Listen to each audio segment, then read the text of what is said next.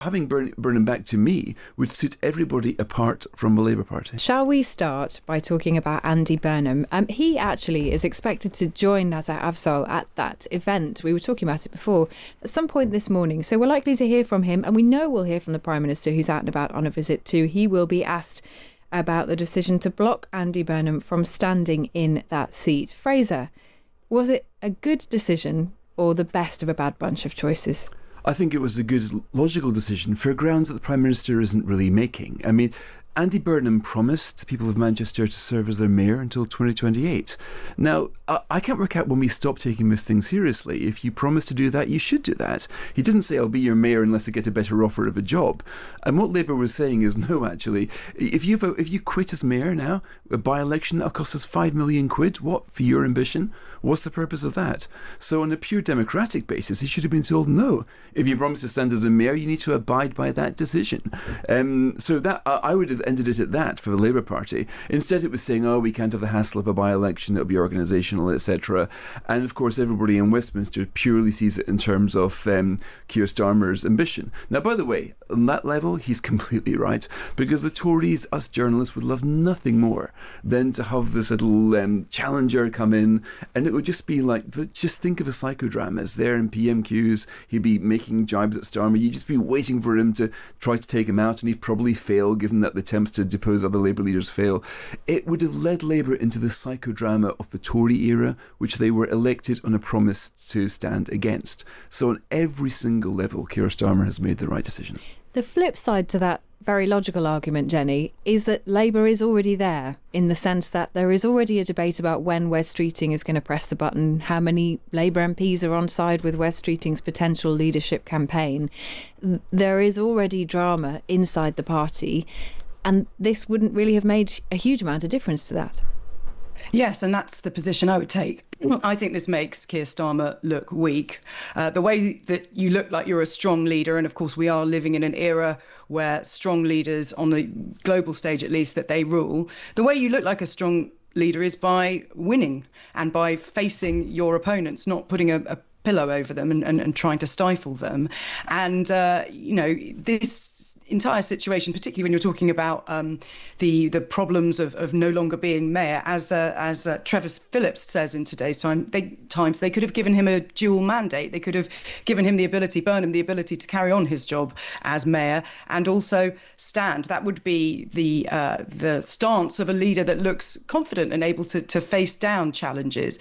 But the thing is about Andy Burnham is it's easy for Labour MPs to romanticise him because he isn't tainted by Westminster. He hasn't been in government or hadn't been an MP for 9 years. So it's easy for them to think that he would be a tremendous alternative because he doesn't have the kind of baggage of government around him. And if Keir Starmer was strong and had a vision, he would be able to point out that this is just a kind of romantic notion and fight back. But instead, he looks like he doesn't have confidence in his own abilities. I mean, what should we read into, Fraser? The part of this conversation seems to be that Labour has just taken it as a given that it wouldn't be able to re-win an election for Greater Manchester Mayor.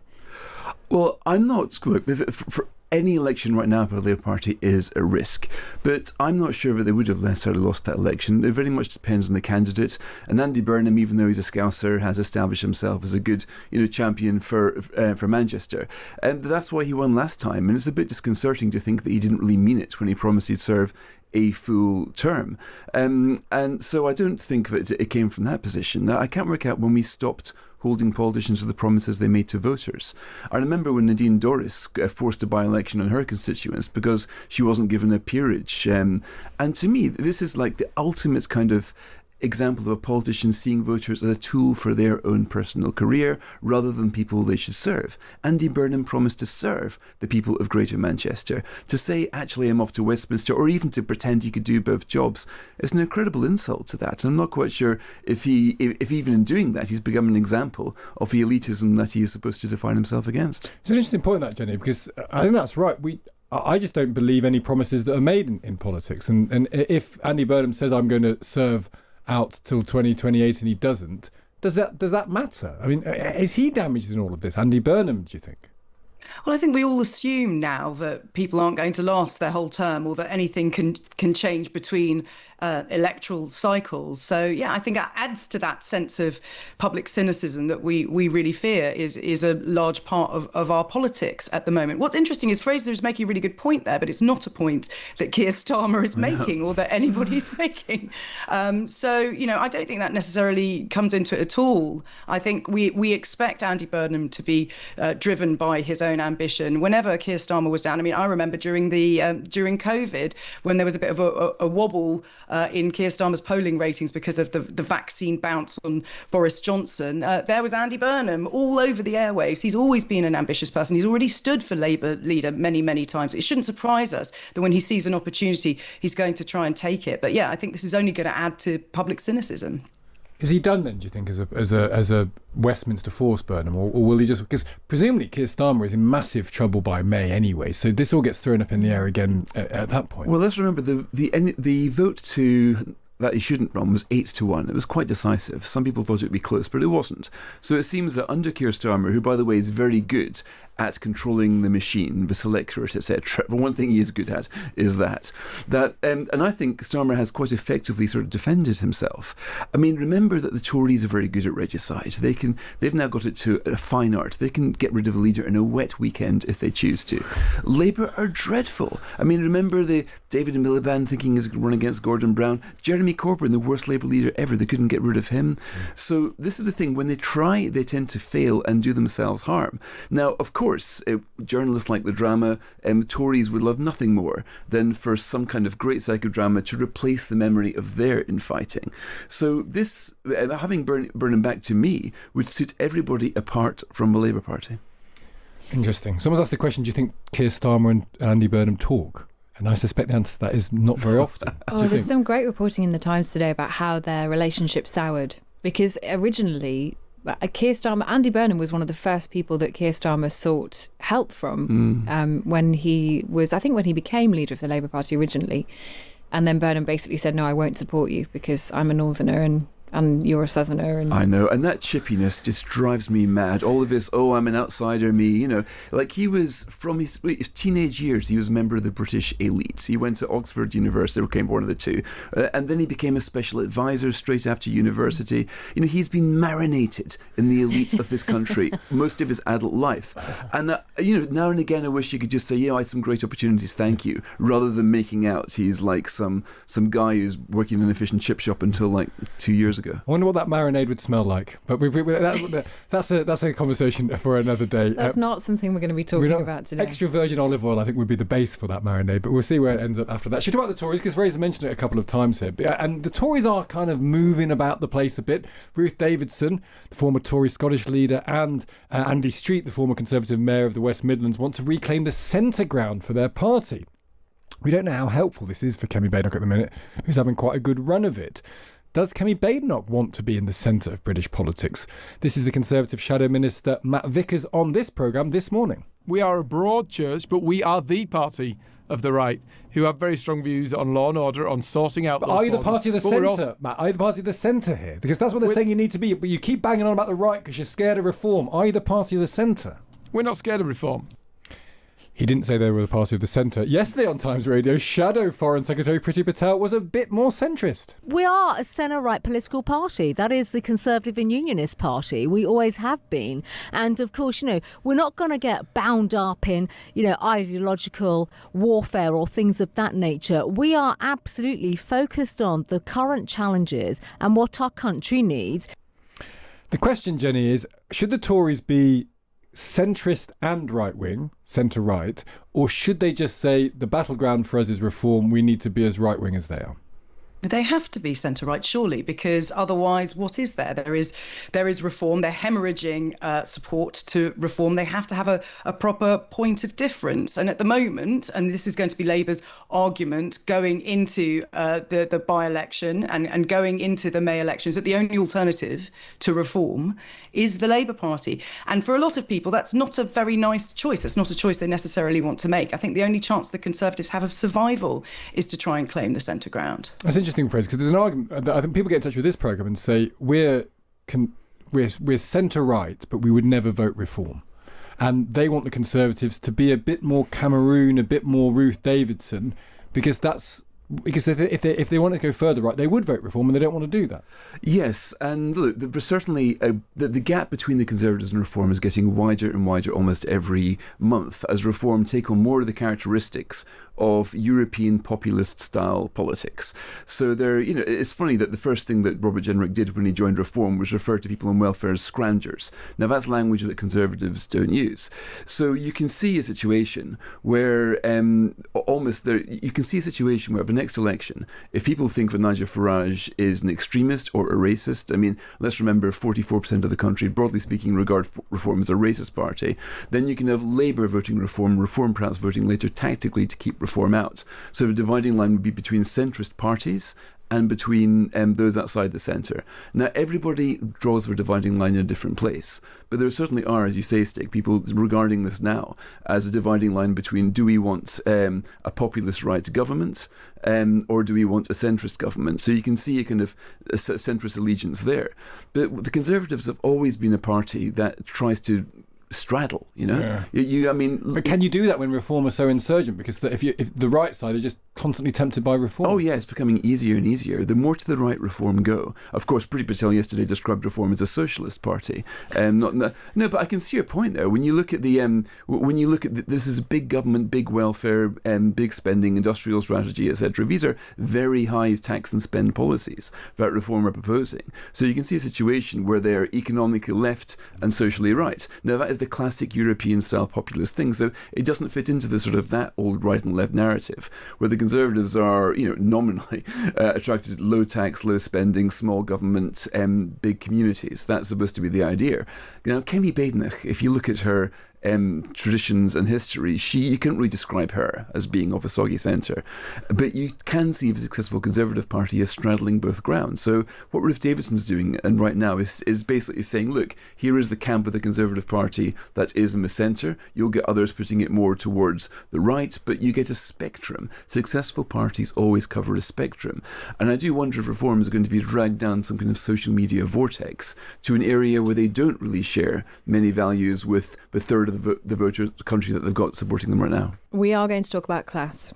Now, we talked about it earlier because Nazir Afzal, who's a former Chief Crown Prosecutor for the North West of England, has led a review into how class affects people working in the creative industries in Manchester and found that half of working class creatives had experienced harassment, bullying or bias due to their background. So his argument is it should be a protected characteristic. He actually opened the door to any identifier of class being a protected characteristic, so not just working class. Jenny, where do you stand on this one?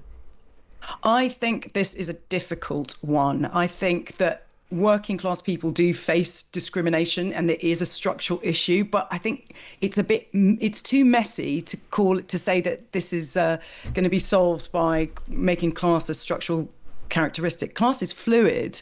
You can change class. You can be socially mobile in a way that you can't necessarily change your race or change your sex. But I mean, specifically looking at the creative industries, my sister runs a production company in Glasgow, and there are so many schemes open, diversity schemes, encouraging companies like hers to recruit people from black and minority ethnic groups. But really the issue that she faces in Glasgow is that there are no working class people working in television. There certainly needs to be a way of helping working class people getting into the creative arts. But I think making class a protected characteristic isn't necessarily the answer. Fraser, do you think class is a movable feast? Can you be born one class and move and change and become a different one? Yeah, and I think that a lot of people are. I've always, as a Scot, regarded this as the kind of the English obsession. In fact, there's a George Bernard Shaw quote which always stuck with me, that an Englishman can't open his mouth without another Englishman hating him from what he hears. And that does seem to be the case. Everybody's always trying to work out what category you're in, are you poor or portion, and are ready to make judgments on you on that basis, which is bizarre. Now, I was for many years a director of the Social Mobility Foundation, so this is a subject close to my heart. And now the thing is, you get advantage and disadvantage comes in so many forms. I mean, let's take for example ethnic representation in the media. Now that is partly, which I think our trade, as it were, is immigrants are 20% of the workforce. What percent of journalists are they? Probably 2% or less than that. that. But that's partly because the creative industries offer low salaries. Now, usually this got high culture, high status amongst, say, for example, posh white culture. They'll take the low salary over a high cultural job. But if you try to tell some Bangladeshi or Chinese mum that her son or daughter is going to go into media, they will not regard that as very high status. There'll be no way you're going to be a doctor. So there's all sorts of things going on here. But, and of course, I was in charge of hiring people at The Spectator. And what we did, and of course, in my view, you need to get a diversity, but genuinely, if people are going to understand the country, they need to come from all sorts of perspectives. You can't just take the same sort of people, no matter what that sort of thing is. So we had a CV blind aptitude test, and we would take about 200 applicants, we give 12 places and take the 2 or 3 best people. But that diversity came from all sorts. For example, we had a 48-year-old intern, never worked before, and now she's Catherine Forster, she's political correspondent at GB News.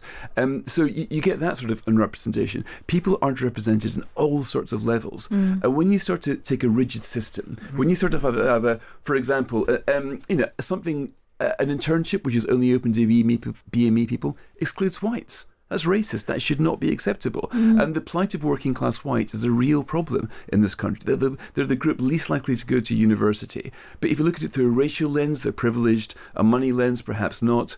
But there are so many better ways of doing it than taking a crude device and trying to socially adjust on a level. It's an interesting point, Jenny, also about race, because we had that conversation, didn't we, that Sarah Pochin sort of clumsily waded into. But the point is an interesting one, which is that it's very easy for something like television to say we're going to overrepresent black and minority ethnic people in adverts because it's an easy way of scoring a point. It doesn't necessarily mean that they're getting people from all different types of backgrounds, from all different levels of deprivation into the system itself.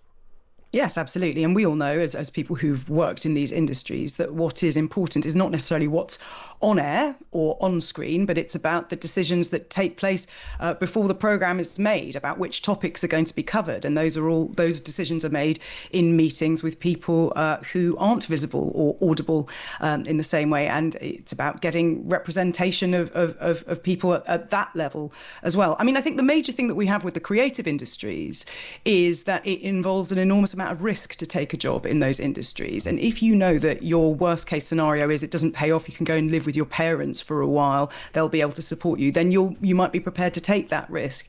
Whereas for a lot of working class people, that just is not an option. They have to take something that is more of a bankable opportunity for them. But that's economics, isn't it, really? And I wonder whether class is just misleading here, because Jenny's absolutely right, but that's just an economic reality. Yeah. Is it like some people have better off families than others, and that might be able to support them for longer as they grow out of childhood? Yeah, and also how are you supposed to class identify somebody? I mean, there's Matt Hancock, when he was in government, tried to come up with this deranged idea where you would, you'd only take people from certain social classes. But how do you do that? Is it where you went to private school or not? Is it because some people can get scholarships to private school and all of a sudden they're classified as posh?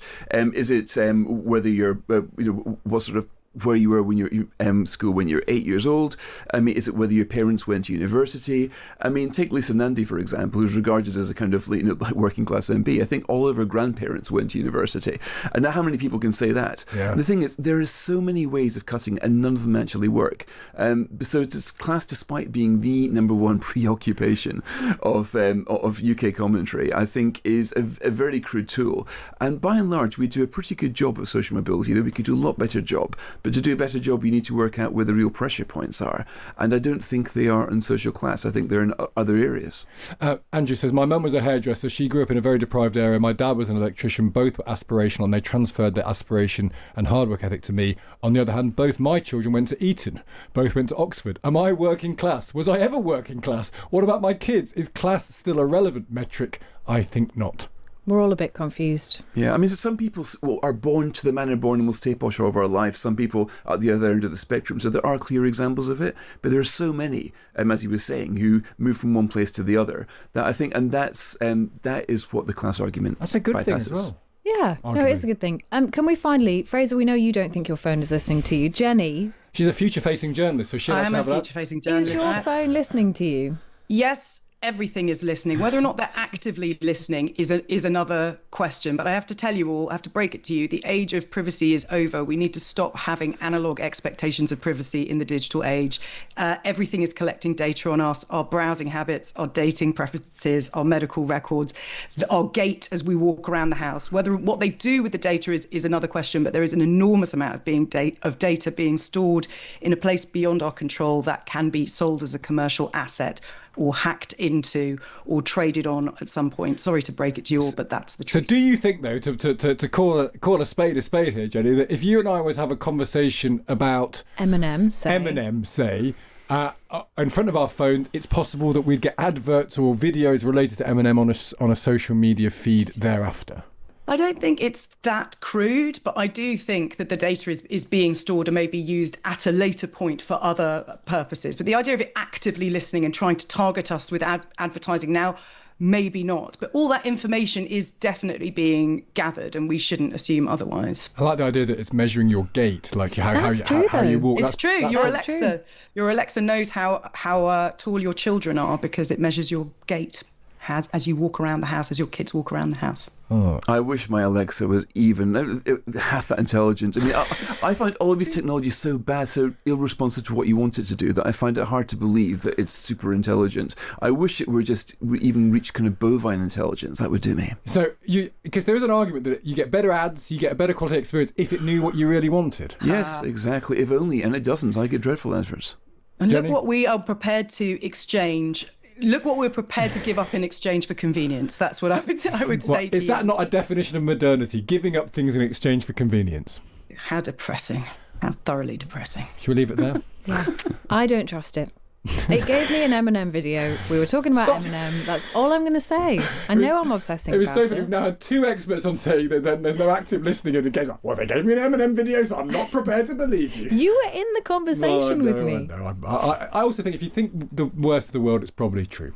I don't mind. I'm not offended by it. You're like Fraser. You want better services. I want better services. Although I noticed that my younger colleagues would never have an Alexa in the house because they're completely convinced that it does listen to you. So maybe it's a generational thing. I've got one, but then I kind of think if you really want to listen to my bad chat in my house or me like pootling around and jumping up and down the stairs, if that's your deal, then you crack on. Yeah, and I don't think I say anything interesting at home, so they can knock themselves out. You save it all for the radio, Fraser. I do.